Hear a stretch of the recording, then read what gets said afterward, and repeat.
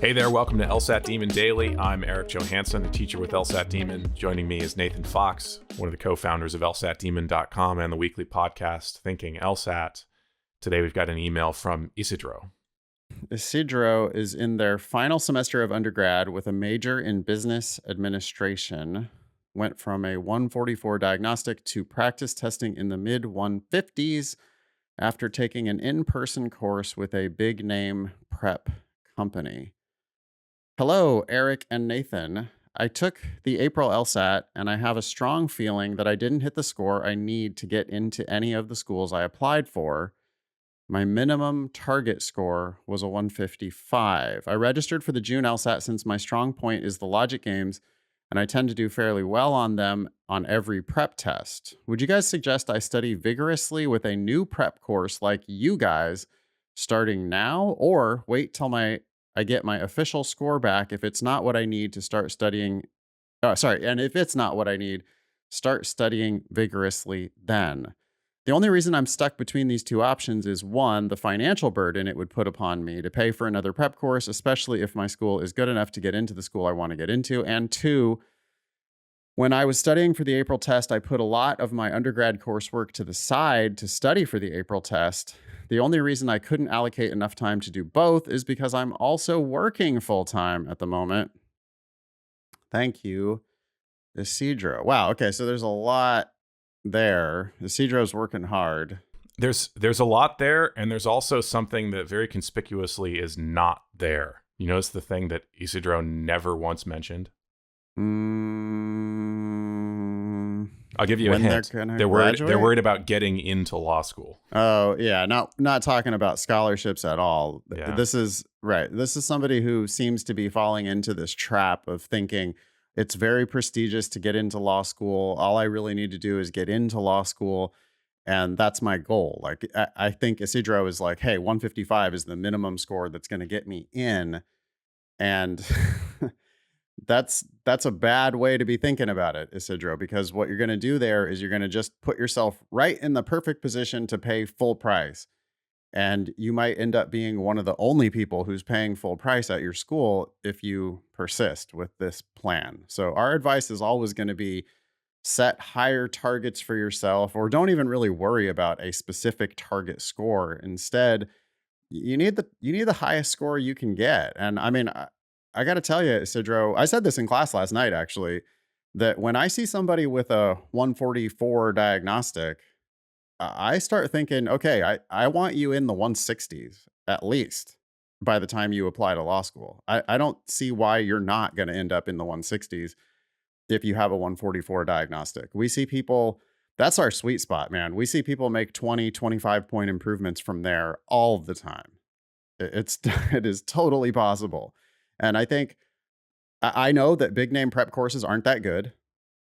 It's a shame that and they're very expensive. So you spent a lot of money and a lot of time grinding it out in some big in-person, big name prep course.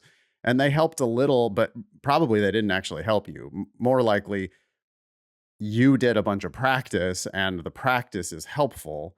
And so you got better at the test despite what their dumb strategies are. I think you can do a lot better than that. I think you're crazy if you sell yourself short here. I understand that it's expensive. LSAT Demon's not that expensive. Our most expensive plan is $295 for a month worth of unlimited live classes 7 days a week. And you do that for a month or two, and it's still going to be like half the cost of, not even half the cost of one of the big name in-person prep courses.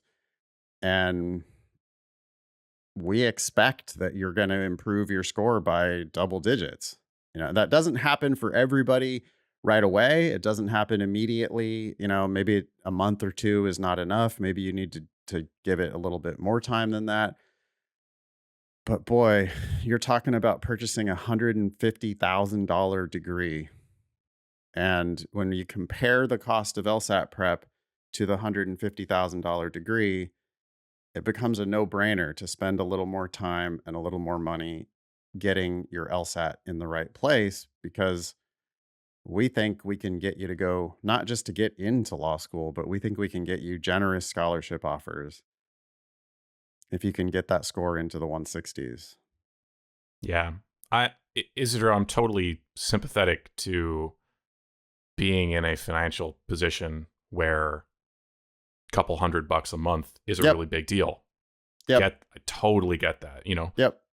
Check out the fee waiver options that we've got, or the discounts available to fee No, waiver participants. Start with the LSAT Demon free plan. I mean, Yes. we had a class last night, my class last night, we opened it up to all of our free subscribers, and the free people were there going like, LSAT Demon gives away too much for free. Yeah. I saw them saying that in the chat. Yeah. And I'm like, well, yeah, but we do that by design because we want to get as many people in the door as we can. And, we don't have like a bullshit free program that you can't actually get anything out of. We have a robust free program that you can get a lot out of. So Isidro, you can study with us for free for like a couple weeks for sure without running out of any materials. So Totally. lsatdemon.com, sign up for a free account. You can do the exact same shit that people do in our paid programs. You can do full practice tests. You can do timed sections. You can do drilling. You can watch our video explanations. You can look at our written explanations. You can use the ask button and email a whole team of tutors who are just there waiting around to help you. You can do all of that 100% for free with us.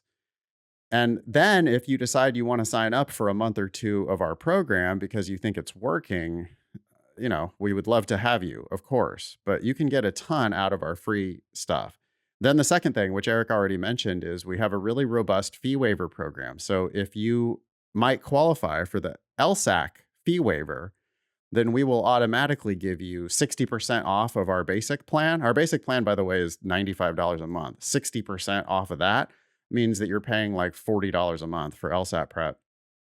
We'll give you 20% off of our higher level plans if you qualify for the LSAC fee waiver. I have a feeling that Isidro probably does qualify for the LSAC fee waiver. If people who are working full time to make ends meet, supporting themselves, very commonly they do qualify for the LSAC fee waiver. So you should at least apply for that. And if you do, then come back to us at LSAT Demon and we'll give you a really great price on your LSAT prep. But again, if you compare the few $100 and few months of effort that you're going to pay for LSAT prep to the few $100,000 that you're going to end up paying for law school, it becomes a no-brainer to spend more time and more energy and more money on your LSAT prep. And again, I want to make this really clear, Isidro, 155 is not a good target score for you. If you had a cold diagnostic of 144, your target score needs to be at least 164. I mean, I think you should be planning on a 20-point improvement if you prepare the right way. We just see people do it by the dozens every time, every test. We have people telling us, hey, yeah, I started at 144, ended up at 168. You guys changed my life. And it's like, yeah, well, it's not that hard. You just got to put in the time and the effort and the energy, Yeah. What do you think about this question about waiting to study until you get your score back? The April score release, I guess, is on May 1st, so it might be a moot point by the time this actually publishes, but there's two things going on here at once. So if it was just, should I study while I wait for my scores? Yes, you should study while you wait for your scores. Agreed. Because that's 3 weeks. And the tests overlap in such a way that there's a lot of the calendar where you're going to be waiting for your scores. So, because you should plan on taking the LSAT at least twice. You should always have a backup, right? So when you take it the second time, you should plan on taking it a third time. And if you take it a third time, you should plan on taking it a fourth time. Isidro, you should plan on taking it at least 2 more times, June and August, for sure, because you didn't do what you need to do on the April test. I mean, I can tell you that from here. I know you didn't do what you need to do in April, because even if you got a 155 or a 157 or whatever, that ain't good enough. You need to do better than that. You can do better than that, and you'd be crazy not to. So yes, you should be studying if you're studying, but the one huge caveat to that is that Isidro says, I'm also doing my undergrad coursework and working full time. And Isidro, if you're getting anything less than straight A's in your undergraduate coursework, you shouldn't be studying for the LSAT at all. You should be putting the LSAT off, and you should be getting straight A's. It is so critically important that you get straight A's. I mean that literally. Now, I don't care about your old grades. Like, I don't care about your past grades. I'm not saying you need to have nothing but straight A's on your prior record. What I'm saying is, if you're hearing my voice right now and you're serious about law school, I literally want you to get nothing but straight A's from now on. Because that's what law school wants. They want good students. They want worker bees. They don't want bad students. They don't want people who don't do their assignments. They want people who do perfect work yesterday. That's what the law firms are looking for. That's what the law schools are looking for. And your grades send them that message. If they see your grades that have just nothing but straight A's, they go, oh, great, a worker bee, someone who does what they're asked, someone who does more than what they're asked. On time, perfect, all the time. That's the type of people that we're looking at for lawyers. So if you need to put off your LSAT prep so that you can finish out your undergrad with straight A's, you should definitely do that. Yes. You can always come back to LSAT prep later. If that means that you have to take a gap year or 2 or 3, good. That's good. Yeah, do that anyways. We want you to take a gap year. Yeah, of course you should take a gap year. Figure out what kind of legal work you might want to do. Get yourself an internship at a law firm or in some sort of legal context so that you can start getting your feet wet and learning things and making contacts in the law. Law schools will always be there. It's crazy to rush into it. Grades first, then LSAT, then apply. And it sounds like Isidro is trying to do too much at once. So maybe you rushed into this first official test. Sounds like you did. Very common, by the way. I mean, when you sign up for big name prep, they're like, okay, so you're going to definitely take the test at the end of this.